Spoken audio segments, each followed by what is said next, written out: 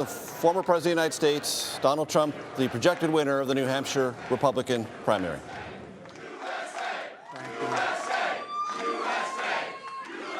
Well, I want to thank everybody. This is a fantastic state. This is a great, great state.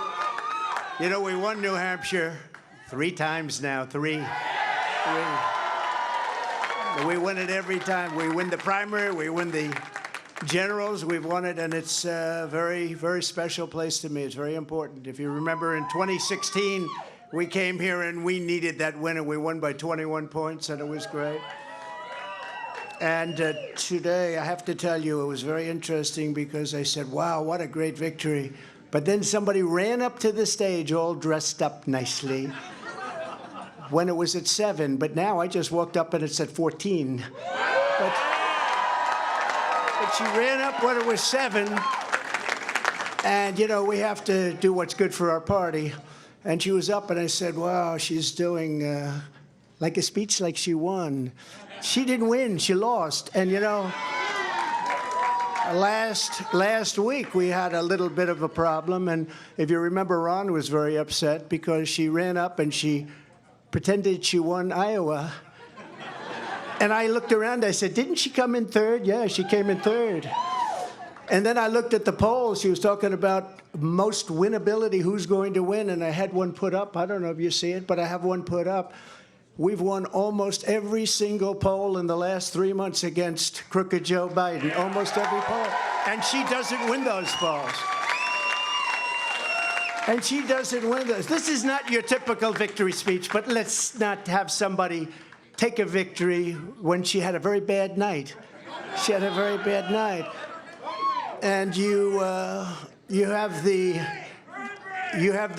now very unpopular governor of this state. This guy, he's got to be on something. I've never seen anybody with energy. He's like hopscotch. And, you know, I'm watching this guy, and 2 weeks ago he said, we're going to win in the landslide, we're going to win. About 3 days ago he started saying, well, we want to do well. That's a big difference. But I walked out just now, we're 14 points up, and I don't know what it's going to be. But when she was up here, it was like 6 or 7. And, you know, with like 7% of the vote counted. Now, let me just tell you, we had an unbelievable week last week in Iowa.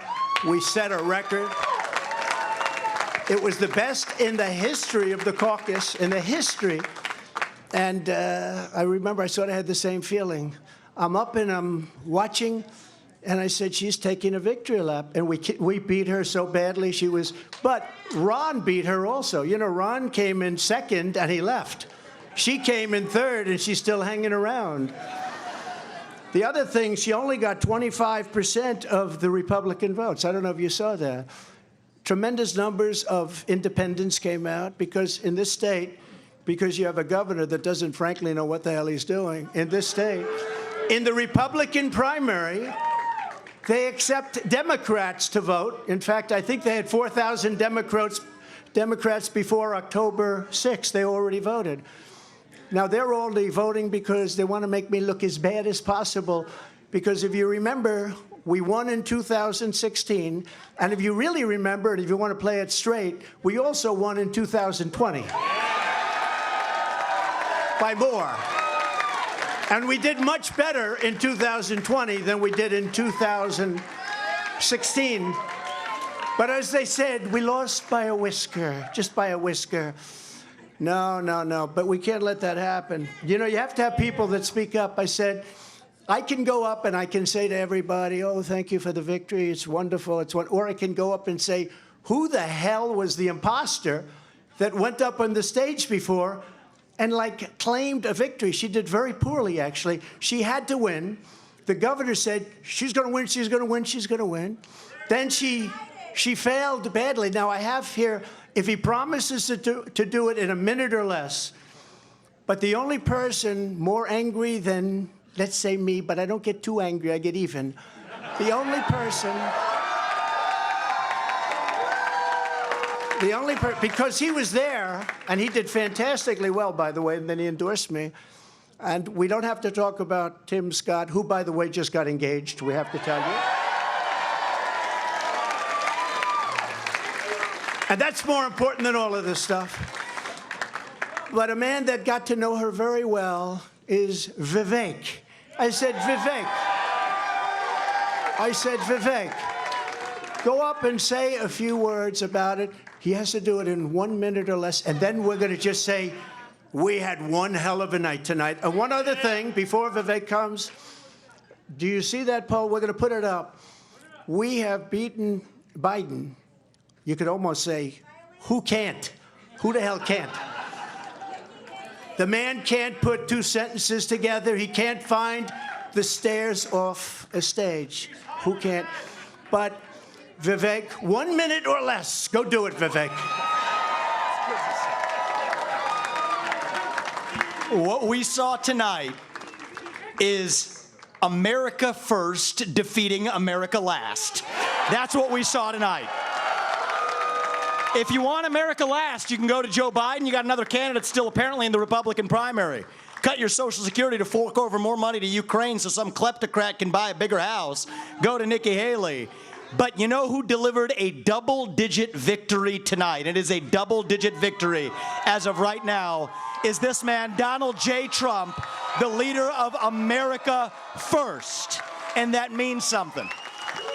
Now, USA and Donald Trump, America First. Now, I got 30 seconds left. I want to make this point here, okay? We got to say this right. What we see right now with her continuing in this race is the ugly underbelly of American politics, where the mega donors are trying to do one thing when we, the people, say another. And it's up to us, we, the people, to at long last say, hell no. We, the people, create a government that is accountable to us. And we, the people, have said tonight, we want, again, as we did in Iowa, Donald J. Trump. And so you want to actually speak truth. That's the truth tonight. And the only thing they're rooting for is an ugly thing that we don't want to see happen. That's what these people are rooting for, is playing to say long enough so the Reid Hoffmans and the ugly Democratic George Soros Jr.'s who are funding the lawsuits against Trump can prop up their puppet. We say no to that vision. I say the general election begins tonight, and this man will win it in a landslide. God bless you, Donald J. Trump. Vote Trump, USA.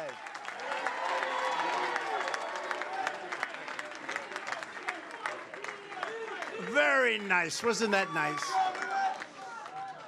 So this was a great evening, and I want to thank everybody in the audience, and I want to thank the people that are standing behind me.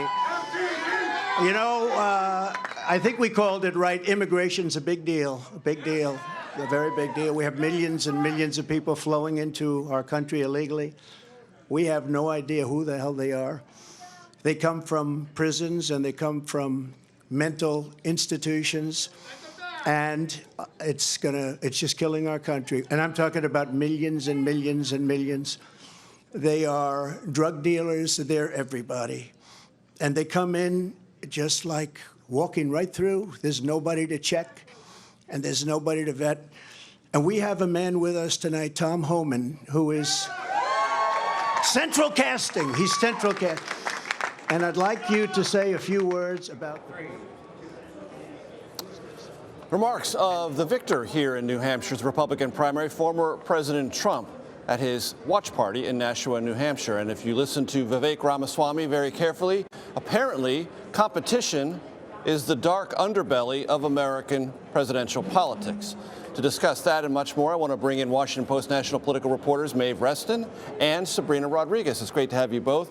Maeve, diagram, if you can, what we heard from the former president about tonight. We thought he might talk more about Biden, but he seemed very focused on Nikki Haley. He did. And I think that, you know, what's so interesting there is that the argument that he's making is that the only reason that she came even somewhat close to him here was because of that participation of independents. And both he and Ramaswamy were pointing out that she did not do as well among Republicans. And that was a constant refrain that I was hearing here, like shadowing door knockers in those last few days. That argument that she was going to have to rely on Democrats who changed it to independents to vote here was something that really pierced through, I think, to a lot of GOP voters in those final final days and was something that became a real problem for her. But it's all his grievances. It's the same speech we've been hearing, and clearly they're trying to pivot to the general election, but he still wants to talk about the 2020 election, et cetera. And Sabrina, to be clear, a couple of things. First of all, the deadline to switch, if you were going to switch, was October 6th. There was no last-minute rushing to change registrations. Not only that, undeclared is a status that is respected and revered in New Hampshire. It is perfectly permissible. And secondarily, he made references to 2016 and 2020 just for everyone's benefit. He lost to Hillary Clinton here by about 3,000 votes in 2016, lost to Joe Biden in 2020 in New Hampshire in the general election by 60,000 votes. A big swing from 2016 to 2020 in this state, which Republicans know and are worried about. Your thoughts about what we've seen so far tonight? Well, seeing the 2016 and 2020 results you mentioned here, that's been part of Nikki Haley's whole pitch in this state. And Governor Chris Sununu, on the campaign trail for her, that's something that he's brought up consistently, saying, he says we want winners, we don't want losers. That's something we've heard every day on the campaign trail.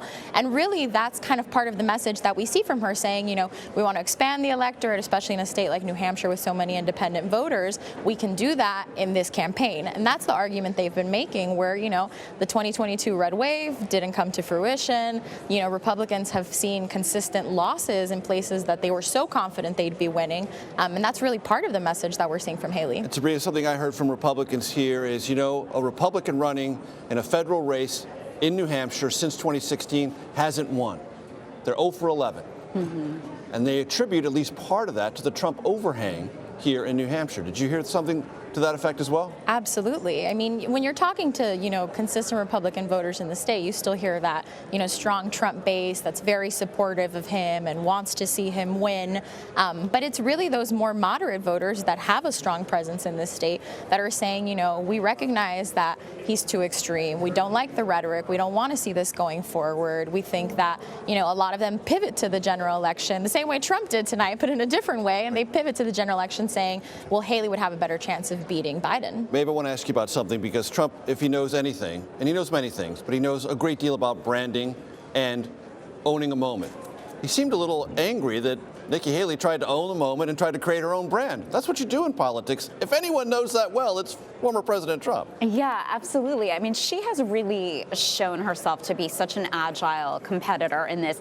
The way that she came out so early tonight, knowing that those results were probably going to look better for her at that moment than they do later in the night. Yeah, exactly. As you were pointing out, she has really known how to sort of shape her narrative here, and that's, part of what has made her a good candidate throughout the year, and it helped her rise here.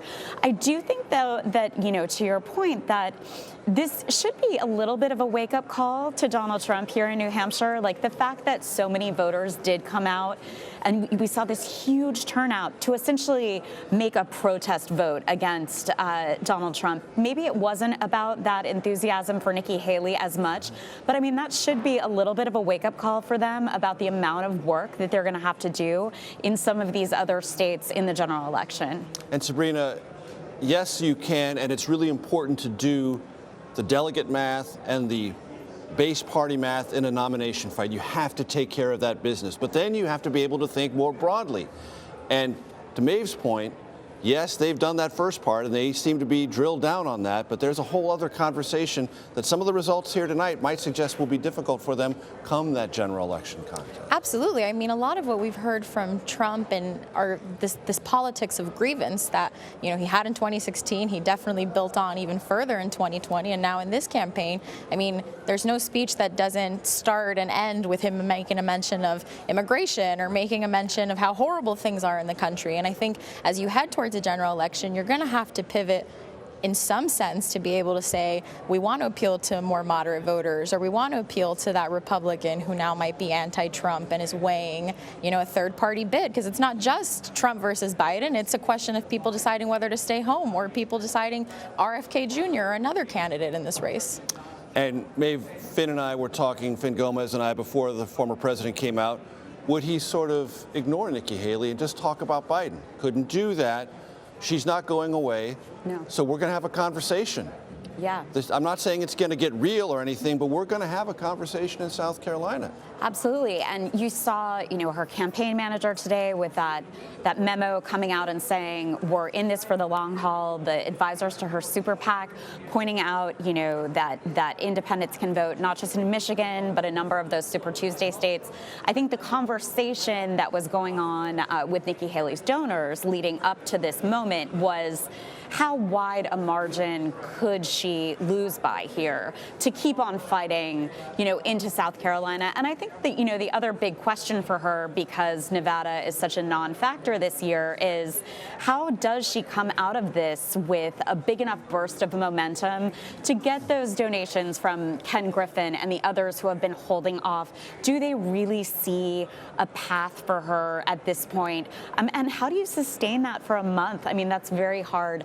And I mean, lastly, if things continue to look the way that they do in South Carolina, do you want to be humiliated in your home state as you're thinking ahead potentially to 2028? That's going to be a tough call if the poll numbers stay steady. As Robert Costa said here a few moments ago, how much pain can you endure? That's a political question that many have to face. Nikki Haley will begin to face it if she hasn't already. Maeve, Reston, Sabrina Rodriguez of the Washington Post, thank you so very much. Thank you.